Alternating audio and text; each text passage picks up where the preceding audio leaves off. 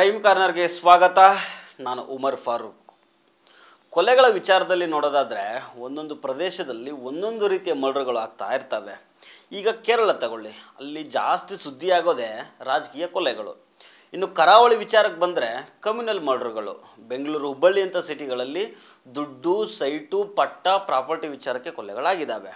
ಆದರೆ ವಿಜಯಪುರದ ಲೆಕ್ಕನೇ ಬೇರೆ. ಇಲ್ಲಿ ಜಾತಿ, ಧರ್ಮ, ಕುಲ ಎಲ್ಲನೂ ಮೀರಿ ಫ್ರೆಂಡ್ಶಿಪ್ ವಿಚಾರಗಳಲ್ಲಿ ಕೊಲೆ ಆಗಿರೋದನ್ನು ನೋಡ್ತಾ ಬಂದಿದ್ದೀವಿ. ಇಲ್ಲೇನಿದ್ರು ಬರೀ ಪರ್ಸ್ನಲ್ ವಿಚಾರಗಳಿಗೇನೆ ದುಶ್ಮನಿ ನಡೀತಾ ಇರುತ್ತೆ. ಅದೇ ರೀತಿ ಒಂದು ಹಳೆ ದುಶ್ಮನಿ ವಿಜಯಪುರ ಜಿಲ್ಲೆಯಲ್ಲಿ ಡಬಲ್ ಮರ್ಡರ್ಗೆ ಕಾರಣ ಆಗಿದೆ.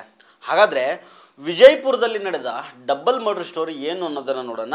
ಆದರೆ ಅದಕ್ಕೂ ಮೊದಲು ನೀವಿನ್ನೂ ನಮ್ಮ ಚಾನಲನ್ನು ಸಬ್ಸ್ಕ್ರೈಬ್ ಮಾಡಿಲ್ಲ ಅಂದರೆ ದಯವಿಟ್ಟು ಸಬ್ಸ್ಕ್ರೈಬ್ ಮಾಡ್ಕೊಳ್ಳಿ. ಹಾಗೆ ಈ ವಿಡಿಯೋವನ್ನು ಕಡೆ ತನಕ ಮಿಸ್ ಮಾಡದೆ ನೋಡಿ.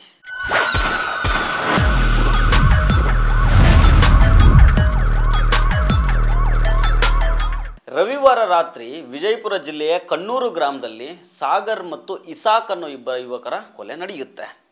ಈ ಸಂಬಂಧ ವಿಜಯಪುರ ರೂರಲ್ ಪೊಲೀಸ್ ಸ್ಟೇಷನಲ್ಲಿ ಕೇಸ್ ದಾಖಲಾಗುತ್ತೆ. ಈ ಡಬಲ್ ಮರ್ಡರ್ಗೆ ಸಂಬಂಧಪಟ್ಟಂತೆ ತನಿಖೆಗಿಳಿಯುವ ಪೊಲೀಸರು 5 ಜನ ಆರೋಪಿಗಳನ್ನು ಸೆರೆ ಹಿಡಿಬೇಕು ಅಂತ ಕಣ್ಣೂರು ಗ್ರಾಮದ ಔಟ್ಸ್ಕರ್ಟ್ಗೆ ಹೋಗಿರ್ತಾರೆ. ಈ ಸಂದರ್ಭದಲ್ಲಿ ಪ್ರಮುಖ ಆರೋಪಿ ಅಕ್ಷಯ್ ಜುಲ್ಜುಲೆ ಪರಾರಿಯಾಗೋದಕ್ಕೆ ಟ್ರೈ ಮಾಡ್ತಾನೆ. ಆಗ ಅವನ ಕಾಲಿಗೆ ಗುಂಡು ಹೊಡೆದು ಪೊಲೀಸರು ನೆಲಕ್ಕೆ ಕೆಡವಿ ಅರೆಸ್ಟ್ ಮಾಡಿದ್ದಾರೆ. ಈ ಸಂದರ್ಭದಲ್ಲಿ ಇಬ್ಬರು ಪೊಲೀಸ್ ಸಿಬ್ಬಂದಿಗಳು ಗಾಯಗೊಂಡಿದ್ದಾರೆ.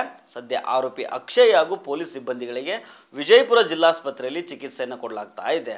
ಈ ಅಕ್ಷಯ್ ಜುಲ್ಜುಲೆ ಮೇಲೆ ಈ ಡಬಲ್ ಮರ್ಡರ್ ಹೊರತುಪಡಿಸಿ ಬೇರೆ 3 ಪ್ರಕರಣಗಳಲ್ಲೂ ಭಾಗಿಯಾಗಿದ್ದ ಅಂತ ತಿಳಿದು ಬಂದಿದೆ. ಇನ್ನು ಈ ಕೊಲೆಗೆ ಕಾರಣ ಏನಂತಂದರೆ 2023ರಲ್ಲಿ ಈರನ್ನಗೌಡ ಅನ್ನೋರ ಮೇಲೆ ಈಗ ಕೊಲೆಯಾಗಿರುವಂಥ ಸಾಗರ್ ಮತ್ತು ಇಸಾಕು ಟೈಲ್ಸ್ನಿಂದ ಹೊಡೆದಿರ್ತಾರೆ. ಸಿಕ್ಕಾಪಟ್ಟೆ ಹೊಡೆದಿರ್ತಾರೆ ಬಿಡಿ, ಅದೇನು ಸಣ್ಣ ಏಟುಗಳಲ್ಲ. ಹೀಗಾಗಿ ಹಾಸ್ಪಿಟಲ್ನಲ್ಲಿ ಟ್ರೀಟ್ಮೆಂಟ್ ತೆಗೆದುಕೊಳ್ತಾ ಇದ್ದ ಈರನ್ನಗೌಡ 8 ತಿಂಗಳಾದ ಮೇಲೆ ಮೃತಪಟ್ಟಿರ್ತಾನೆ. ಇದೇ ದ್ವೇಷ ಈರನ್ನಗೌಡರನ್ನು ಸಾಯಿಸಿದ ಸಾಗರ್ ಮತ್ತು ಇಸಾಕ್ನನ್ನು ಬಿಡಬಾರ್ದು ಅಂತ ಅಕ್ಷಯ್ ಹಾಗೂ ಈರನ್ನಗೌಡರ ಮಕ್ಕಳು ಸೇರಿ ಡಬಲ್ ಮರ್ಡರ್ ಮಾಡಿದ್ದಾರೆ. ಈ ಡಬಲ್ ಮರ್ಡರ್ ಸಂಬಂಧ ಆರೋಪಿಗಳನ್ನು ಅರೆಸ್ಟ್ ಮಾಡೋದಕ್ಕೆ ಅಂತ ಪೊಲೀಸರು ಹೋದಾಗ ಅಕ್ಷಯ್ ಜುಲ್ಜುಲೆ ಬೈಕ್ನಲ್ಲಿ ಎಸ್ಕೇಪ್ ಆಗೋದಕ್ಕೆ ಟ್ರೈ ಮಾಡ್ತಾನೆ.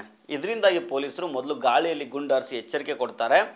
ಆದರೂ ಆರೋಪಿ ಅಕ್ಷಯ್ ಎಸ್ಕೇಪ್ ಆಗೋಕ್ಕೆ ಟ್ರೈ ಮಾಡ್ತಾನೆ. ಹೀಗಾಗಿ ಗುಂಡು ಹಾರಿಸುವಂಥ ಅನಿವಾರ್ಯತೆ ಬಂದಿದ್ದರಿಂದ ಪೊಲೀಸರು ಆರೋಪಿ ಅಕ್ಷಯ್ ಕಾಲಿಗೆ ಗುಂಡಿಕ್ಕಿ ನೆಲಕ್ಕೆ ಕೆಡವಿದ್ದಾರೆ. ಈ ಆರೋಪಿಗಳನ್ನು ಪೊಲೀಸರು ವಶಕ್ಕೆ ತೆಗೆದುಕೊಂಡಿದ್ದಾರೆ. ಹೆಚ್ಚಿನ ತನಿಖೆಯನ್ನು ನಡೆಸ್ತಾ ಇದ್ದಾರೆ. ಸೊ ಫ್ರೆಂಡ್ಸ್, ಇದು ಇವತ್ತಿನ ಕ್ರೈಮ್ ಕಾರ್ನರ್. ಮತ್ತೆ ಭೇಟಿ ಆಗ್ತಿರೋಣ. ನಮಸ್ಕಾರ.